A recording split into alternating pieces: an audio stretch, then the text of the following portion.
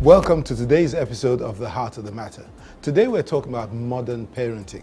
And I think this is a topic that is long overdue on The Heart of the Matter. And with me is my co-presenter, Omilola Oshikoya. And our guests today are Professor Jumoke Oduwole and Mr. Lanre Olusola. Thanks for coming to The Heart of the Matter. Modern parenting, if you ask me, I would say that something is going terribly wrong with the standards of parenting, and it is evidenced by the fact that we have more dysfunctional children in our society than was many years before, because if you have the absence of a parent, you're going to have problems with the child. Now, there are lots and lots of things that could be responsible for this. Can you give me your take on what you think is happening with parenting? Okay, everything starts from the home. And, statistic shows that 1 out of every 2 homes and marriages is ending up in divorce globally. But in Nigeria, 7 out of every 10 marriages is ending up in one form of separation or the other. So we find that we're having a lot of dysfunctional marriages, a lot of dysfunctional families, a lot of dysfunctional homes. And within dysfunctional environments, you have dysfunctional people. So the parents are dysfunctional and the children are, dysfunctional. So what we experience today is the result of a dysfunctional family within the society. And if we project that into our environment, our country, you would find out that is also the problem, because everything starts from the family. Yeah. It's alarming that 7 out of 10 marriages is ending up in some sort of separation. Prof, what is happening that is making families dysfunctional? What do you think this is? I think we're under pressure as a society. There's a lot of pressure, financial, time management. I think living today is a lot more stressful than it was, and it manifests in different ways. So if you don't have the inner strength and the moral fiber and values to stay steady, then you fall. But one thing you can't put down to stress and pressure is the fact that it is parents that are going out to secure exam papers, etc., for their children. Now, that's not stress, that's just poor values. When you see badly behaved children, I always look to the adults in the environment, because children, they're sponges and they're mirrors. So you have to check who the adults are and what the adults are doing. I mean, before you can really blame a child, especially younger children, they're just mimicking the way they talk, what they do, the way they address domestics, teachers. It's what they've picked up all around them. So you're correct in saying, parents purchasing question papers and helping to cheat. I've encountered that very situation at University of Lagos. So it's really a problem that we're dealing with. And these children are actually the victims of the society that they've been brought into. What about technology? According to statistics, the largest consumer of internet pornography is the 12 to 17 age group. The average age of first internet exposure to pornography is 11 years old. 70% of sexual advances over the internet happen while youngsters were on home computers. And also compulsive web surfing, searching, leading to lower work productivity and less social interaction with family and friends. So everybody you find, I went to a restaurant the other day and parents and kids and everybody was on their phone. Nobody was talking. So I think technology is also has a major role to play in the way children are reacting today. Do you agree? Yes, technology plays a role and gives them access. Media, media plays a role and gives them access as well. But you know, the parents, we need to check their lives as well.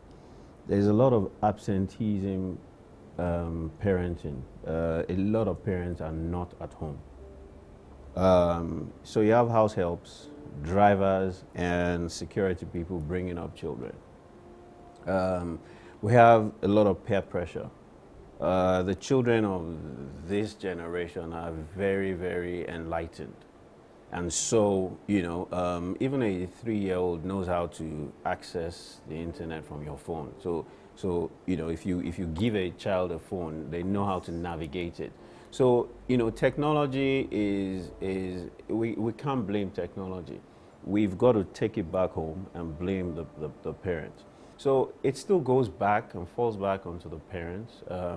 What are the parents consuming? How much time are they committing, you know, to the upbringing of their children? What are the things that are around the house? You know, are there limits? Are there barriers? You know, are you, you know, how are you bringing up your children? And what are the limits that you're putting, you know, for the children? What are the barriers that you're creating? Because, you know, they're children. Normally, children always want more. They always want everything. So the onus lies on the parents, you know, to set those limits and make some things available and make some things unavailable. Now, just talking about access to the internet, isn't there a way that you can block your children from gaining access to certain sites? And why don't parents know about it or do, you know, something about that? So I think, you know, like Lanre said, internet is a tool. And a tool can be used for good and can be used for bad. Especially in a society like ours, definitely our children are much more internet savvy. So a lot of the parents may not know how to put on the parental controls, and it just boils down to the fact that they're really not there enough. I mean, I know people that let their kids go online unsupervised without parental controls. I mean, that's really like worse than putting your child in a room with a pedophile, because the whole world and then some is available to that child right from home. But you're at work and you think, yes, he or she needs internet for homework. Yes, granted. But I'm such a firm believer in boundaries. Whether I put parental control or not, my child knows exactly what I expect from her or from him, exactly the boundaries that you should not cross. And if you do, especially that first time, all hell will break loose. Just on that subject, because Lanre talked about spanking the child. Yeah. But modern parenting is suggesting that you don't use any form of physical punishment on your child. Where are you on this, both of you? Well, there are different kinds of children. So, you know, I mentioned spanking as one. And spanking should be used on a child that is kinesthetic, that is a feeler. Because when you correct a child that is a feeler and is kinesthetic, they would heed that correction if you spank them. I'm going to need a breakdown of what kinesthetic is. Okay. So the kid is moved by how he feels. Okay. You know, and so when you spank that kid, right, he really feels it, and he doesn't want you to spank him again. Now, there's another kind of a kid that is auditory digital. He makes sense of everything, he's logical. And so that kid, you need to sit him down and you need to tell him why he shouldn't do what he's doing. And you need to give him logical explanations, you know, not that you're going to, if they touch you, you're going to get pregnant. I mean, that kid understands that, hey, mommy, come on. But he may not come out and say that to you. There's certain kids that are visual, right? And so what you want to do is you stop giving them gifts. You say to them that I'm not going to give you a present for your birthday. You're going to withhold their toys and a lot of the things that, you know, games and all of that. You're going to withhold it from them. And the last category of kids are auditory tonal kids. Now, when you say that, I'm going to have to talk to you, you know, sit down there, they're already crying because they know they're going to get a good talking to. So it requires the parent to understand what kind of child you have. Because if you spank an auditory digital child, the child is waiting and saying to you, you're just going to spank me anyway. What else? You know, so you need to understand the child. You need to understand, you know, the best form of corrective measure that you need to deploy. And so there are 4 basic ones. There's the spanking, which is for the feeler. There is the withdrawing of gifts, you know, for the visual child. There is the child that you talk to, you know, that's the auditory tonal, you tell them off. And the auditory digital, you have to make sense. You have to be logical. You have to give them the reasons why not. And the consequences of what happens if you do it. That's very interesting. Yeah. Just hold your phone. We'll come back to that. Okay. We're going to take a quick break. Okay. Viewers, stay tuned to The Heart and Matter. We'll be back in a moment.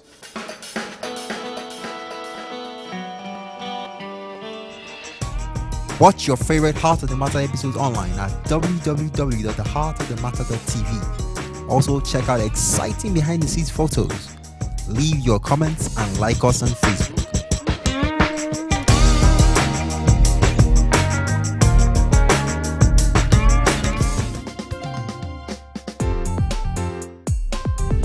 Welcome back to this episode where we're talking about modern parenting with Mr. Lanre Olusola, who is a life coach, with Jumoke Oduwole, who is a professor of law, and co-presenting with me, Omilola Oshikoya. Just before the break, we talked about physical punishment, and Lanre gave us quite a few number of things. I used to hear about the naughty corner. That didn't feature. But Jumoke, you wanted to say something. Yes, I was going to say that it was very interesting, you know, hearing the technical breakdown. I mean, just intuitively, I know that different things work for, I mean, I have 2 children and they're very different. And I know that how they react differently, I can already see some of those traits in the classification. The way I look at it also is, as a child grows, there are different things that work. Younger children, I think especially that first time, it's important to be very firm and set a boundary and send a clear message. This is not acceptable. I mean, I've had friends that ask me how come my kids don't write on the wall. Because the first time you write on the wall, even if you're 2 or 3, you will get that naughty corner, you will get, you know, whatever, a spank, depending, well, not really, maybe not for that, unless you've done it like a second time. But I'm a firm believer in discipline, and a lot of people would describe me as quite strict. I think as a child grows older, you definitely have to reason with them and give them more responsibility. There is a little, isn't there, of what you got from your parents, Yes. you tend to give Yes. to your children. Now, they say it takes a village to bring up a child. What do you say? Because we hardly live in a village anymore. I think it's essential to not go alone. Even if you're a single parent, you need to have people that you can bounce off ideas with, talking about discipline, talking about schooling. I mean, there's something that both of you couldn't have known, actually. He's the godparent of my son. I'm the godparent of his daughter. You need to, I mean, for me, in picking a godparent, you're not picking your closest friend or the person that can give the biggest gifts. But I know that later in life, my son will have a mentor, even now already, in Lanre. And that's what my husband and I were looking at. So even as a single parent, there have to be those people that have the ear and know your child and help you and guide you as you raise your children. Omilola, you had an experience at school with Valentine's card. Let me just tell you quickly about one experience I heard of. A child got a Valentine card for his girlfriend, and enclosed in it was $10,000 US. I heard that. I heard that, actually. And of course, the mother didn't know where it came from, you know. So tell us your story. Yeah, my daughter, during Valentine's, they were expected to give a gift to a particular classmate, so they had to pick. And so I gave her a really nice little wallet, and from India actually, beaded pink. I thought it was really pretty to give her friend, and it was small. And this particular friend bought a massive gift with perfume and all sorts of things inside. So in class, when they were supposed to exchange the gifts, my daughter, she presented the beautiful gift to my daughter, and she took it, and so my daughter gave her her small gift, and this child started crying, and she made a fuss, and she said she wasn't going to give, she wanted her gift back, and so the teachers, returned the gifts. And so when I found out, and my daughter was like, well, okay, it doesn't matter, she was fine with it. So I went to school, and I spoke to the teachers, and I said, what are you teaching these children? Why you need to scold this child to know that it's about giving, not about receiving. And the teachers were like, well, if her mother comes to school, the mother will come and shout at us that, the mother will give us a hard time. And I thought, it's also parents are not allowing teachers to also discipline their children. Some parents would even say, even as friends, you shouldn't discipline their children. Everybody had a say in my life, so I think it's important that you have a collective, Things have changed. Is that a healthy development? No, it isn't, and I'll tell you the reason why. There is no school that you go to for parenting, and you can't know it all, and all you know is all you have learned, and most especially what you have learned from your parents. Although a lot of parents say that they will never treat their children the way their parents treated them, but it always happens that they treat their children the way their parents treated them. I always say that evidence terminates argument. So if you look at us, we've turned out a lot better than the way the children of today are turning out.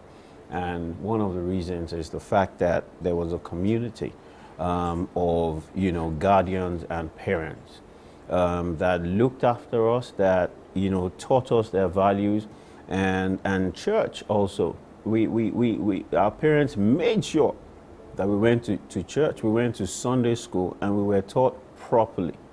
And so all of that, contributed to, who we've become today. And the Jesuits always say something. They say that give me a child from age 0 to 7, and that child will always remain a Catholic. And so it's very, very important, the formative years, 0 to 7. That's when the child mops, like Jumoke says, mops every single thing within the environment. They learn subliminally, they learn subconsciously, and it's not about what you tell them, it's about what they see you do. It's so they're learning subliminally from you. No one teaches a child to walk. No one teaches a child to eat. No one teaches a child, to excrete. The child naturally learns it. And so they are mopping up things from the environment, and you need to be careful. So the children, I say, are, the manifestations of you. So if you see that your children are misbehaving, check your life out. You need to make those adjustments. You need to take personal responsibility and make those shifts. Now, another topic, there's a couple of topics I really want us to talk about. One is, should a parent be a friend? Is it important that you're a friend of your child? Isn't there some reserve that you must maintain to make a slight distinction? And how do you know when to draw the line as well? I think it's very important to be a friend to your child. But your child is not your friend. So I think a lot of parents, in trying to be a friend to their children, because they know you should listen to the child, you now forget that this child is not your friend, and you don't have to relate in a manner that takes away all boundaries. So in listening to children, which I think is extremely important, that's when you pick up a lot of cues. I tend to debrief my kids when I pick them up from school. How was your day? You learned so much. You are being a friend to your child. You're being a listening ear, and your child can come to you for advice, but that child is not your friend. It's a big distinction that I don't know whether it's clear, but that is really what I think. When you cross the line, you now forget boundaries. Your child can speak to you in any way. The things, you've crossed the line. There's an over-familiarity that leads to disrespect and contempt, and you see children misbehaving. And parents are like, the modern way, we're trying to be friends. And it's really not a good idea, because you cannot now have that authority, and you're not doing your child a favor when you don't discipline them properly. I would like my child to be able to come to me and talk to me about anything and everything. Well, you know, that hasn't happened. And my children are generally, you know, in their 20s now. What's your take on that, Lanre? Yes, it's very important for us to, you know, identify the clear distinction, and this is how you separate them. Friendship is a tool for parenting in the 21st century. That's the way that you've got to see it. Now, the child is not your friend. Neither are you that child's friend. The child is your daughter or your son. You are that child's father or mother. Now, friendship is a tool that you use to get them to feel comfortable with you, to open up to you and tell you things that once you hear it, you handle it with a lot of maturity, and you now begin to deal with those things. It is important also that you build their self-esteem, their self-confidence, and their self-belief. And for you to build that, they've got to be very comfortable around you. However, comfort does not take away discipline and boundaries. And so a lot of parents, I find, are guilty because they don't have time for their children. They don't spend time with their children. They're not there for their children. So the way they overcompensate is, oh, the child is my friend, so let me give the child everything. Let the, you know, and you know, what they're doing is they're destroying the children. I was actually reading a blog yesterday on a blog, and there's a 13-year-old child in Nigeria, and she has a $21,000 Rolex watch. She has.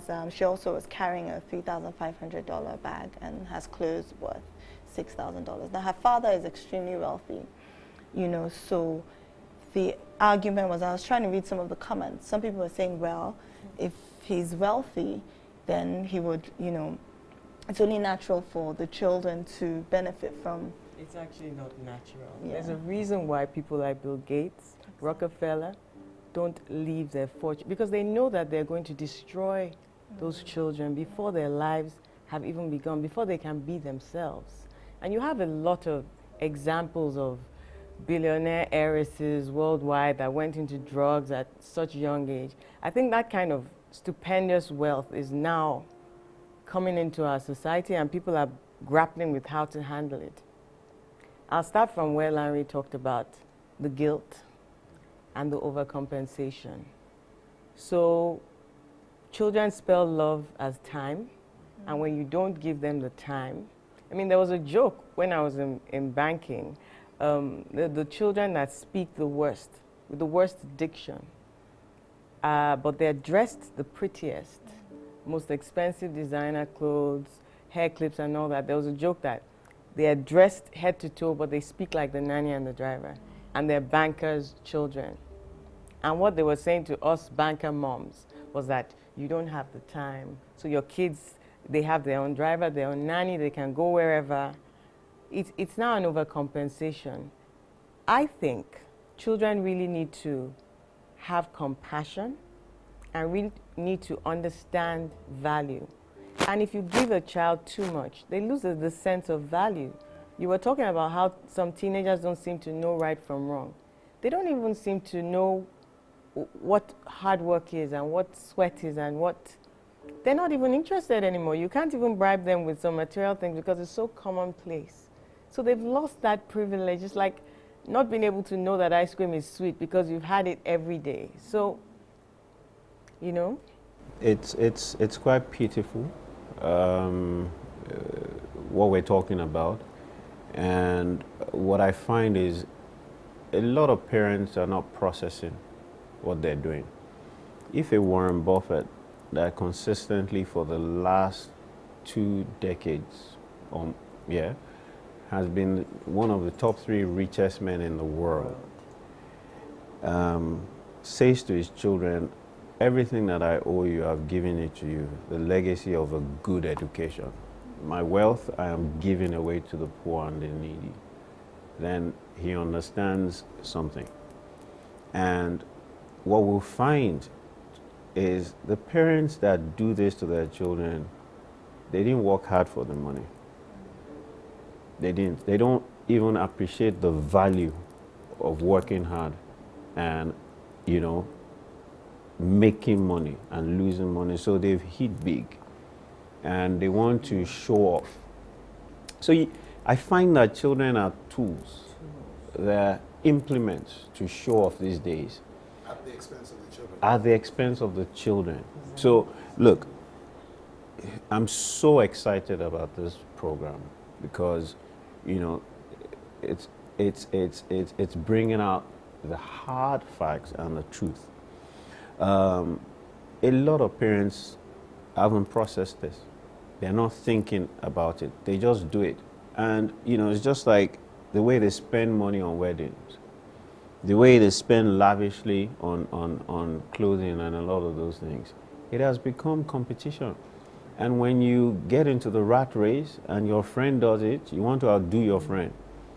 And so that's the issue. We could go on this for a long time. Unfortunately, we've come to the end of the time we're allotted, but I just cannot go off air without saying this. We also have a responsibility to pass our faith on to our children. The Bible says, train up a child in the way that he should go, and when he's old, he will not depart therefrom. We've ended up bringing lots of children to church. They know the Christianese that we speak, but they don't know the Lord that we know. And so we need to take time out to pass our spiritual, everything that is in us to our children. Thank you so much, Lanre and Jumoke, for coming to the heart of the matter. I'm sure our viewers have benefited from it. So from Omilola and I, thank you for watching the Heart of the Matter this week. We look forward to seeing you again on another episode, same time, same station, next week. Until then, stay blessed.